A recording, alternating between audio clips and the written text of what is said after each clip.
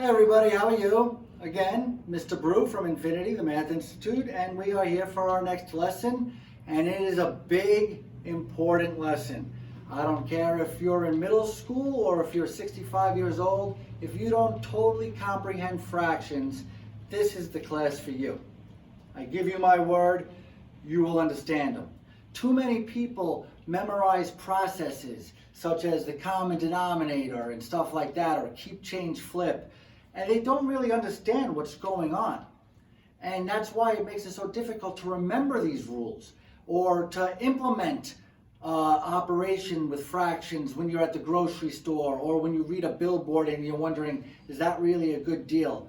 It's because we need to fully comprehend what a fraction is, and that's what we're going to do today. Keep it real simple and let you see what fractions are, how they relate to each other, and what does it actually look like when we add or multiply or divide fractions. Last lesson was on decimals. I told you a decimal is just a fraction over a power of 10. So we're going to realize how closely related decimals and fractions truly are when I let you visualize what fractions are. We'll also do a little bit of a decimal visualization. All right? We got a little bit of vocabulary. I figure I'll get that out of the way really quick. Again, all of our documents, I've given you some homework. I've given you a detailed lesson on fractions where I typed out word for word and diagrammed everything fractions are. It's a great supplement to this lesson. You could take the video and not read the worksheet and learn fractions. You could not watch the video and read the worksheet and learn fractions. If you do them together, you're going to be a master. So, first of all, what is a fraction? What is the textbook definition of a fraction? It's a real rational number. Rational number, we're going to get into number classifications really soon. And real, it exists. Believe it or not, that's a classification. A fraction is a real rational number represented by two numbers, one on top of another, separated by a line. That line is called a vinculum, V-I-N-C-U-L-U-M, vinculum.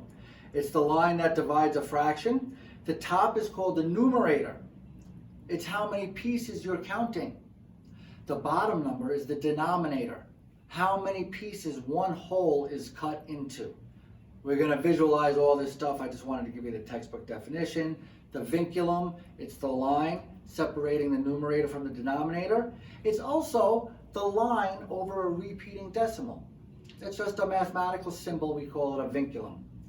Improper fraction. That is when the numerator is bigger than the denominator, like 5 over 4. It just means 1 1/4. The improper fraction is going to be a number greater than 1. A proper fraction is when the numerator is less than the denominator. A mixed number. That's what we do in everyday life. We don't say it's 3/2 of a mile to the gas station. It's 1.5 miles. A mixed number is 1.5. An improper fraction is 3 over 2. They equal the same thing. But in real life, we use mixed numbers. When doing mathematical operations, we use improper fractions. Adding and subtracting fractions. Important index card.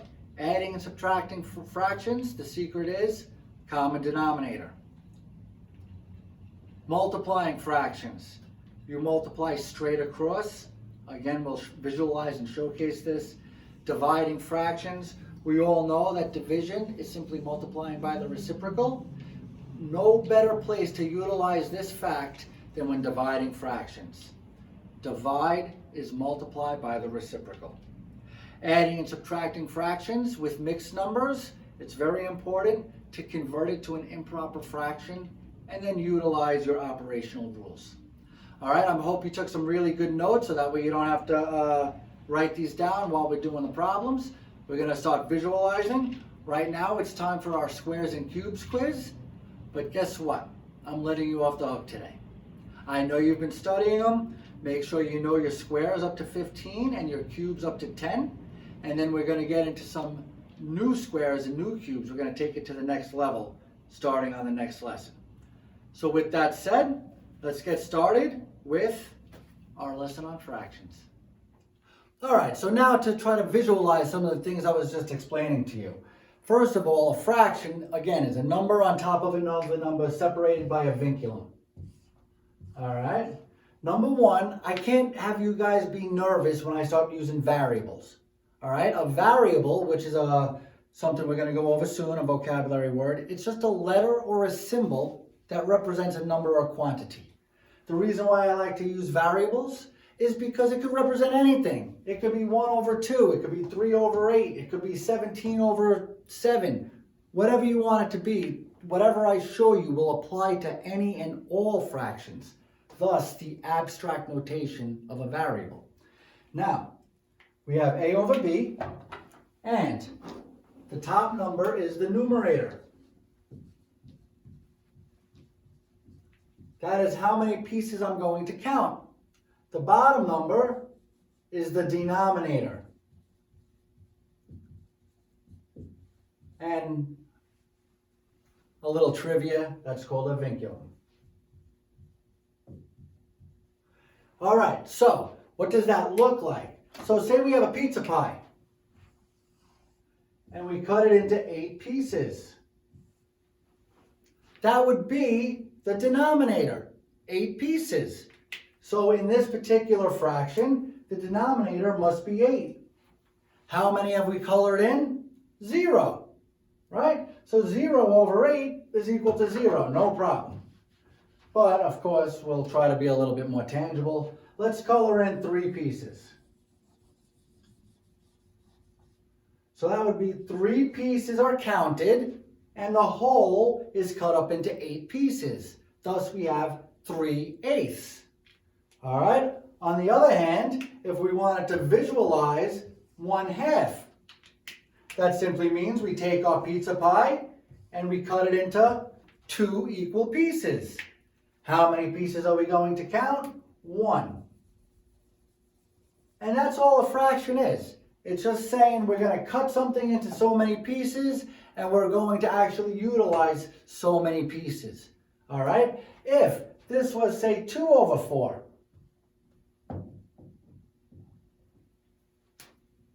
I mean 2 over 8. If this is 2 over 8, you do realize that that's the same thing as if I cut this one piece into 4 pieces, and it's 1/4. Right? 2/8 is equal to 1/4. And a good way to be able to do that mathematically is simply to find the GCF of 2 and 8, which in lesson 1 we learned how to find the GCF. The GCF is 2. So 2 divided by 2 is 1, 8 divided by 2 is 4, and that's how you put a fraction into simplest form. Just like if we had 21 over 3. 3 goes into 21 7 times. But that's because 21 divided by 3 is 7, 3 divided by 3 is 1. At the same time, if we had, say, 8 over 12, the GCF of 8 and 12 is 4. 8 divided by 4 is 2. 12 divided by 4 is 3. So that would be 2/3. So to simplify a fraction, you simply divide both the numerator and the denominator by the GCF. A fraction, a number over another number, indicating how many pieces we're counting over how many pieces we cut one whole into. All right, so we talked a little bit about improper fractions and mixed numbers and how we use the improper fractions in math, but we use the mixed numbers in real life. So we're going to have to know how to go back and forth between the two. Now think about this for a second. If we had 2 wholes and we cut them in 2s, well, the denominator is 2 because how many times do I cut one whole into? I cut one whole into 2. That's what the denominator represents.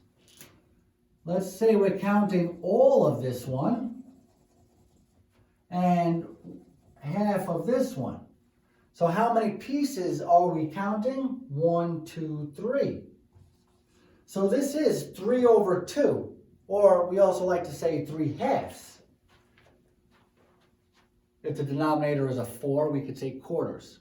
Otherwise, it's 3 over 2, 3 halves, 1 over 3 or 1/3, 1 over 4 or 1/4, and then fifths, sixths, sevenths, eighths, and so on. So this is 3 halves. That's how we would say it mathematically. As far as in real life, we would say we have 1.5, right? And that just goes back to some division, right? If we wanted to convert that into a mixed number, how many times does 2 go into 3? It goes in 1 time. 1 times 2 is 2, right? 3 minus 2 is 1. So that's a 1 with a remainder of 1. Now, when we're in elementary school, 1 remainder 1 is the answer. But now, as we become young adults and adults, we can't talk like that. You simply take the remainder and you put it over the denominator. So it's 1 and 1/2. 1 and 1/2. That's the same thing as 3 halves. You take the remainder as the numerator and you put it over the denominator. We continue to have this cut into only 2 pieces. Okay? Now let's take it the other way around. Here we are given 1.5. How do we convert that back? All right, well, 1 is actually 2 over 2. It's 2 halves, right? So we have 1, 2, 3 halves. I mean, I think it's obvious, but nonetheless, we need an algorithm in order to solve it when it gets more difficult and not so obvious. So we multiply the denominator by the whole number. 2 times 1 is 2. That's how many I have, 2. Add the 1, and I get 3. So it's 2 times 1 plus 1 over 2. 2 times 1 plus 1, and we still cut it into 2 pieces. 2 times 1 is 2, plus 1 is 3 over 2. 1, 2, 3 over 2. All right, so let's get into a couple of more difficult problems. These are examples that I've provided in the link in the description. So if you want to get this worksheet, I would really encourage you to try some of these problems. Let's convert 17 over 2 into a mixed number. Let's convert 79 over 8 into a mixed number. Let's convert 7 2/3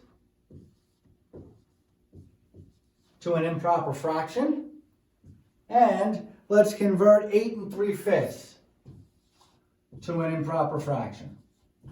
All right, this is where you pause the video and then you come back after you're done, so that way I can show you how well you've done. And we're back. All right, so bottom line is, how many times does 2 go into 17? 2 times 8 is 16, right? 2 goes into 17 8 times, 16 with a remainder of 1. And we understand, again, we're not in 3rd grade anymore, are we? 8 and 1 over 2. All right, I'm hoping we all know how to divide, so I'm not going to do it every single time for you. But yes, 2 goes into 17 8 times with a remainder of 1, and we keep the denominator. 8 goes into 79 9 times.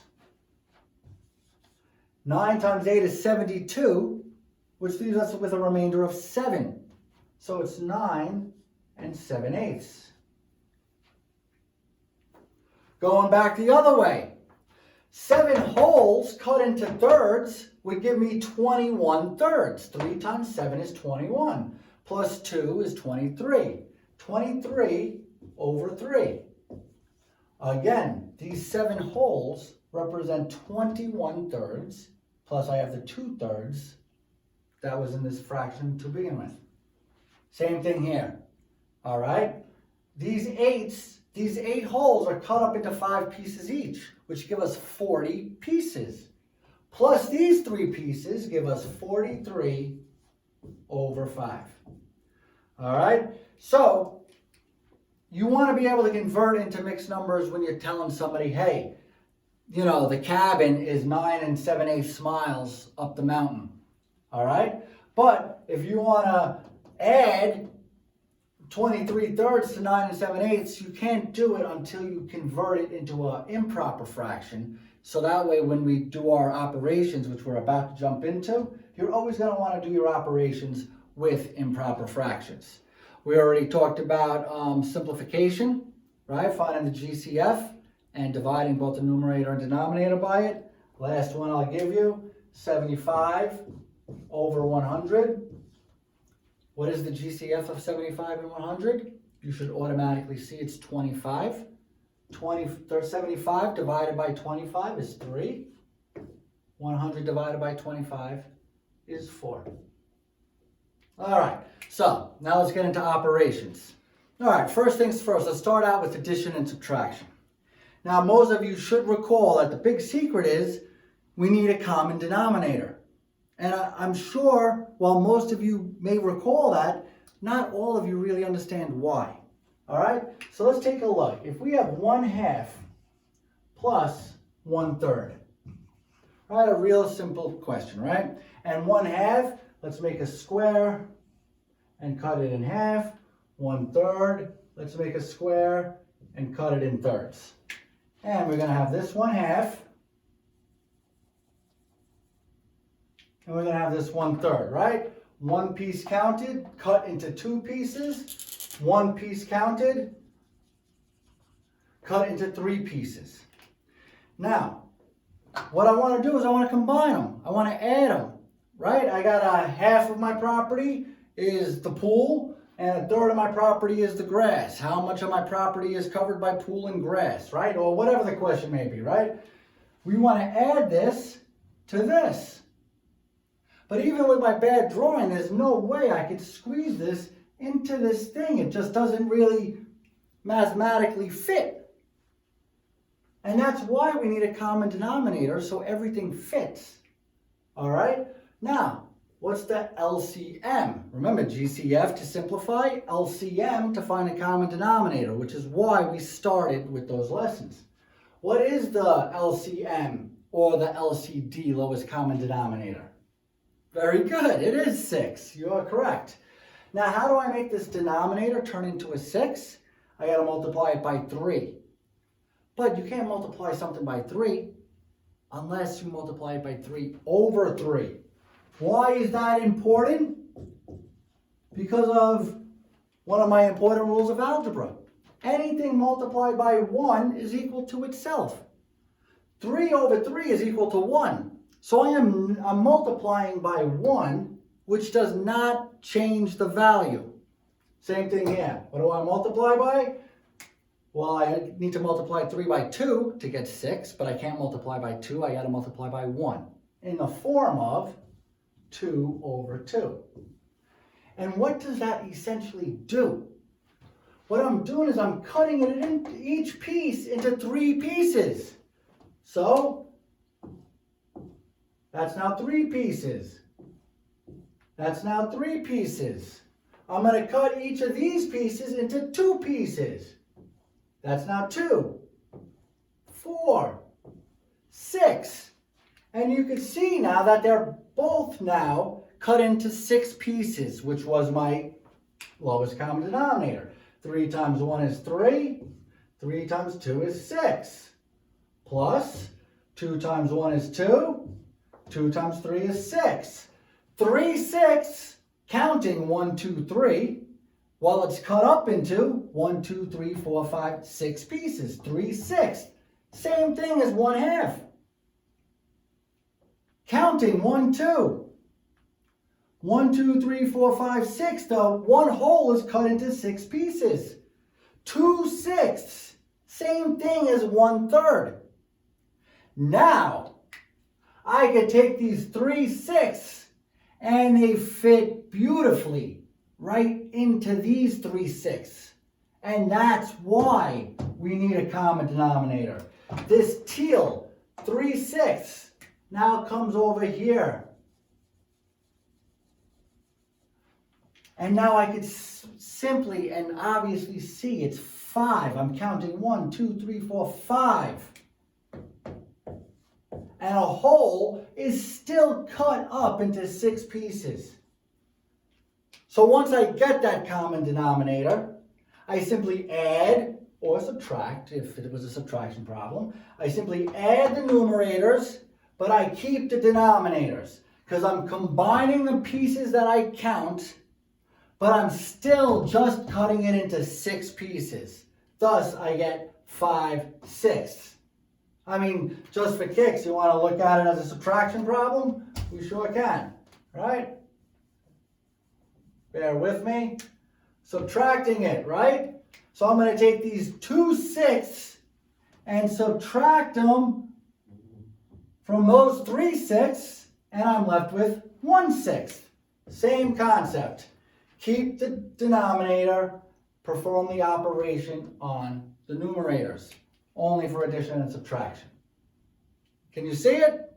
I hope so. Let's get into multiplication. This is just so much fun. Oh my gosh. Are you having fun? Fractions? I love it. Love it. Love it.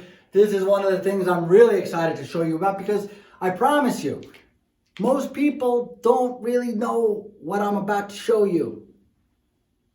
And you will in just 10 seconds. You ready? Let's talk about multiplying fractions, all right? I mean, I hate to just use 1/2 and 1/3 all the time, but it's just the best way to visualize it, all right? When we get into more complicated problems, you might not be able to visualize it as easily, but if you could visualize it in a very simple situation, at least you understand what's going on. So let's go back to 1/2 times 1/3. All right, again, we're going to save our x's for variables, so we're just going to use a dot, right? Very good, very good, very good. So the rule on your index card that I already gave away is that you just simply multiply straight across. And I mean, we could do that right here, right? 1 times 1 is 1, over 2 times 3 is 6. It's 1/6. Spoiler alert, all right? But let's see what that means. First of all, when I multiply 2 times 3, right?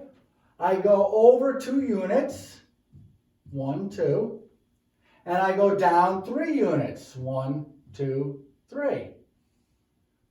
Right? And what do I get? I get 1, 2, 3, 4, 5, 6. 2 times 3 is 6. Right? These are arrays, rows, columns. However you learn to multiply or however you started to visualize multiplication, this is what you get. That's what multiplying is, right? Well, how many of your teachers drew 1/2 times 1/3 for you? Well, they should have because it makes it really easy to see. We have 1/2. So if this is 1, right? This is 1/2, right? Half of 1. And if this is 1, then this is 1/3, right? Oh, man. Sorry. There we go. All right, so this is 1/2 is right here. This is 1/3 right here. And do you see it? Where do they overlap? They overlap in one box. How many boxes total? 6. 1 times 1 is 1. 2 times 3 is 6. 1/2 times 1/3 is 1/6. Beautiful, isn't it? Hey, something I wanted to show you last week, but I wanted to teach you a little bit about fractions first, right? When we were talking about decimals last week, right? What if we had 0.2 or 2/10 times, I don't know, 0.3 and 1/2 and 1/3, 0.2 and 0.3. All right, 0.2 or 2/10 times 0.3 or 3/10. Same thing. We're going to make a box, right? And now this is 2/10. So 5, 1, 2, 3, 4, 5, 6, 7, 8, 9, 10. Right? And 2/10 would be right here.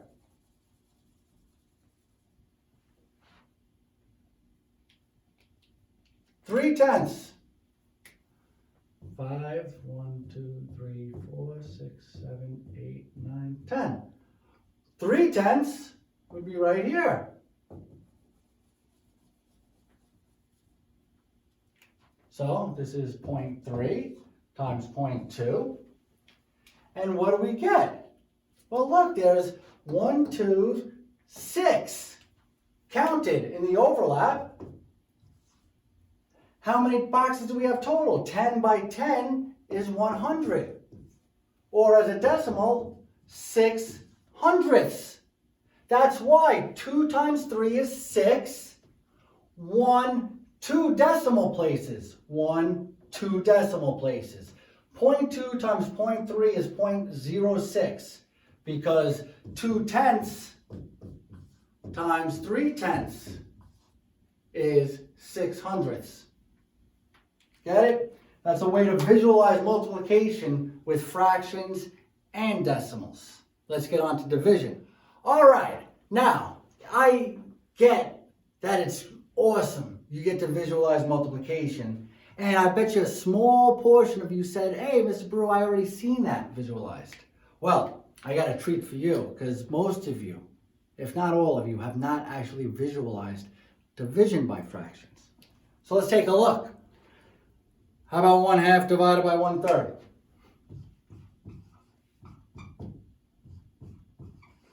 All right. Now, first of all, you say, Mr. Brew, I know. Division is multiplying by the reciprocal. Exactly. So 1/2 divided by 1/3 is 1/2 times 3/1. Correct. But let's pretend you didn't know that yet. Okay? What we have is, here's 1/2. And here's 1/3. Right? Now think about it. When we have 8 divided by 2, right? We're saying we have 8 and we have 2. And how many times does this 2 fit into this 8? It fits in 4 perfect times. That's why 8 divided by 2 is 4. Because we have 1, 2, 3, 4. 2 goes into this 8 4 times. It's the same thing. They're saying how many times does 1/3 go into 1/2? Well, check it out. If I overlap this, right? This 1/3 is here. And this 1/3 is here, right? So this is 1/3. And look at that. It's half of another. It's half of a 1/3, right? You have 1 and 1/2, or 3/2. That's how many times 1/3 goes into 1/2. 1.5 times. Multiply by the reciprocal, 1/2 times 3/1. Now multiplication is easy, multiply straight across. 3/2, or 1.5. 1/3 goes into 1/2, 1.5 times. It's the same thing you learned in elementary school when you did 8 divided by 2. Fractions are just parts and wholes, or parts of wholes, parts of numbers. Division is how many times does the denominator go into the numerator. Well, how many times does 1/3 go into 1/2?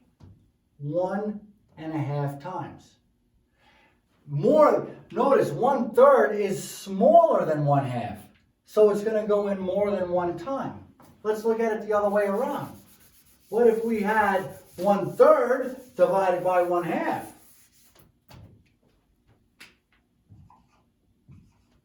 All right, so 1/3,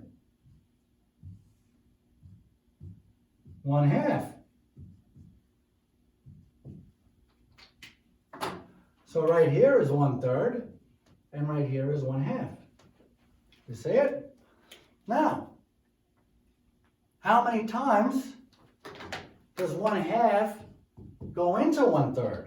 Or how many times does is 1/3 divided by 1/2? Notice this 1/2 goes into 1/3 less than 1 time. This is 1/2 right here. Less than one of these goes into 1/3. And if you look at how beautifully to scale my drawing is, it's actually 2/3. 1, 2 out of 3. That's how many times 1/2 goes. We use up 2/3 of 1/2 to make up 1/3. So we multiply by the reciprocal. 1/3 times 2/1 is 2/3. And that's why. That's what division is. How many times does the denominator go into the numerator? It's as simple as that, guys. So don't be intimidated by fractions, all right? Also, if you're ever going to work, again, let me reiterate, if you're going to do any of these operations, addition, subtraction, multiplication, and division, your best bet, convert mixed numbers to improper fractions. Then you can convert them back into mixed numbers, because not everybody likes to talk about 9/2 of a mile to the gas station. You can say that to me, crystal clear. But when you're talking to all these regular folk, you want to say 4.5 miles. All right, guys, let's finish up with some word problems and I'll send you on your way. All right, so now you're going to be getting word problems. And everyday life is word problems, right? If you go to the store and something's 33% off or 10% off, or we pay you back the sales tax, you're going to have to understand how to implement these fractions into everyday life or into word problems. For example, one of the problems on your homework is you buy a washing machine for $429, but it's 1/3 off. All right? So the washing machine is $429 and you have 1/3 off. All right? Now there's a couple of ways you could go about doing this. Your initial instinct would be to find out what is 1/3 of 429, right? And 429 times 1/3 is the same thing as 429 divided by 3. You can look at it any way you want, right? Division is multiplying by the reciprocal. And nonetheless, 3 goes into 4 one time, 4, 3. So you would get $143 off. Of course, they're asking you for the sale price, not how much is the discount. So now you got to go take it a step further. 429 minus 143 is 6. 42 minus 14 is 28. 286 is the sale price of the washing machine. One thing I want to let you aware of, though, immediately, is when they say you get 1/3 off, what is the final price? You got to understand, if you get 1/3 off, you're actually paying 2/3. That's what you're doing, right? 1 minus 1/3 is equal, 1 is 3/3. Remember, we need common denominators, right? And 3 minus 1 is 2. And we keep the denominator, 2/3. You get 1/3 off, you're paying 2/3. So if you could recognize that immediately, you could save yourself a lot of time. Instead of looking at it as 1/3 off, let's look at it as paying 2/3. Multiply that by 429. And you get 429 times 2 and 1 times 3. That would be 858 over 3. 3 goes into 8 2 times. 3 goes into 25 8 times. 3 goes into 18 6 times. And we were able to do it in one step, getting rid of that subtraction problem. Something else to consider. There was another problem about plywood and a bolt and a washer and a nut. And how much does it all equal? And that's very relative to real life. You're always going to have these, inches, 1/4 of an inch when you're doing measurement. And say you get a problem, which this exact problem could be in real life. The plywood is 3/4 of an inch.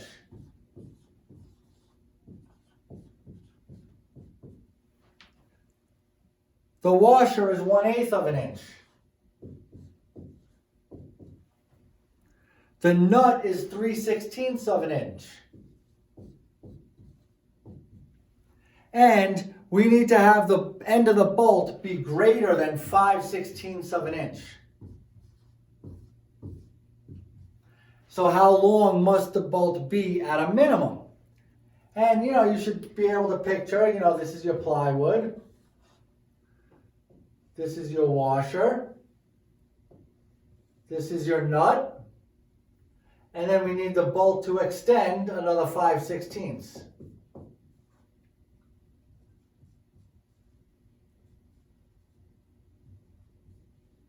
And in order to find out how long that is in total, it's simply an addition problem.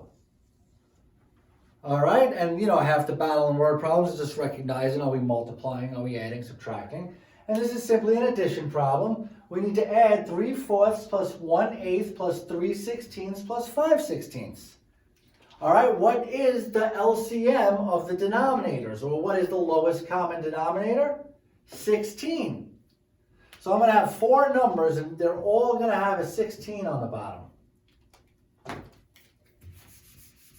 Let me write a little bigger so you can see nice and clearly. So the plywood, something over 16. The washer, something over 16. The nut, something over 16. And then the rest of the bolt, something over 16. And we're simply adding. Now, 4 times what is 16? 4. So I'm going to multiply it by 4 over 4, which gives me 12 over 16. 8 times 2 is 16, so I multiply it by 2 over 2. 2 times 1 is 2. 2 times 8 is 16. This is already with the 16, 3 over 16.